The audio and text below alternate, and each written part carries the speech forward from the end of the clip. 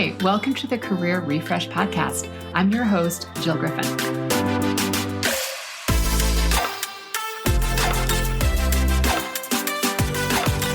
I'm a former media and marketing executive turned career strategist and executive coach.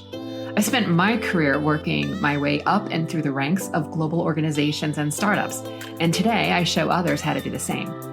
Join me each week as we discuss the strategies and actionable steps to leverage your strengths, increase your confidence, and develop your career well-being.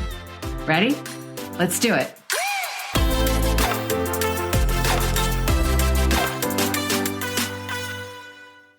Hey friends, welcome back to the Career Refresh Podcast. I'm your host, Jill Griffin. So this week is the part 2 of our culture conversation. Last week, we talked about the 10 steps to either create or identify or spot a positive culture. And this week, I want to talk about what are the ways that you can be a detective and what are the types of questions you can ask to really ascertain a strong culture. So let's dig in. Okay, so now that we talked about my 10 areas that I think are pretty obvious on how to spot company culture or what you want to do in order to create and maintain a company culture, I now want to talk to you about if you are interviewing or you're looking to partner with people, how to get a feel for the company's culture, especially if you're not working there. So here's some research ideas that I recommend. Review their social media, look at their tweets, their videos, get an idea of what's important to both teammates and also what's important to leaders.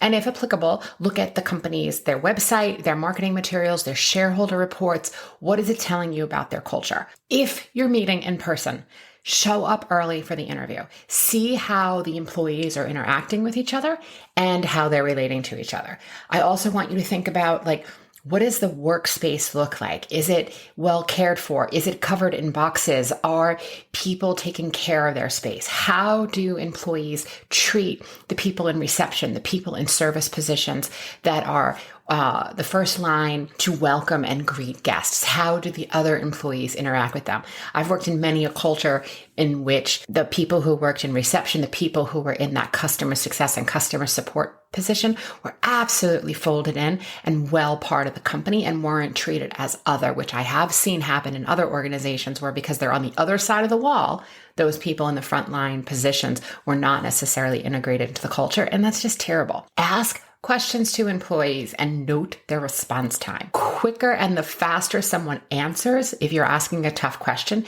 is going to help you understand if they're telling you the truth or if they're trying to figure out how to creatively answer the question without giving too much away. Does the company make a big deal over the things that they have in their place recreationally? Do senior leaders make a big deal over things like we have a ping pong table and we have a really cool lounge space? I recently saw that the CIA apparently has a pretty fabulous hot dog machine. I didn't know that was a thing. And that's something that people are talking about.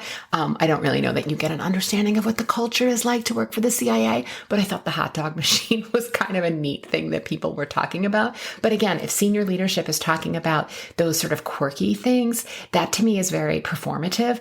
And you know very well that culture is more than a recreational game or performative. Check out Muse, Glassdoor, Ladders, and search for company profiles and look at the reviews. But it is human nature to complain. So know that people are much more likely to complain about the company versus post a positive review about the company. So really keep that in mind when you're looking at any of those reviews and use them, somewhat directionally. Don't actually believe that all of them are true. There are definitely people who just want to vent and completely dunk on their former company. And then when you're meeting with people, questions to consider asking. Find out what structure has been put in place to ensure that culture remains strong during the working from home environment, COVID, and if relevant, ask them how they see any of those learnings applying to the future workplace environment. How has the company's core values embraced in their daily work? What are they doing to make sure that people are understanding values and how they're using those to align priorities? Ask for examples and ask for examples at all levels of people that you're talking to, not just the person who may be your peer or your hiring manager. I would ask the people that you're talking to, again, at all levels, what they think about employee growth and what learning and personal and professional development is being offered. Is there an education stipend? I would ask people at different levels in different departments how they are seeing diversity and inclusion priorities play out in the day-to-day and what has actually been articulated publicly. I would inquire, are there regular all-hand or company meetings? And what were some of the topics that were discussed at the most recent one? And how are teams structured? Can they provide examples of how they work cross-functionally to ensure collaboration and accountability? Ask if there's a mentorship or buddy program. Are they invested in people, or are they just throwing people into the deep end and seeing how they perform? Find out about the onboarding process for new employees. How will they do this, especially if you're in a remote environment?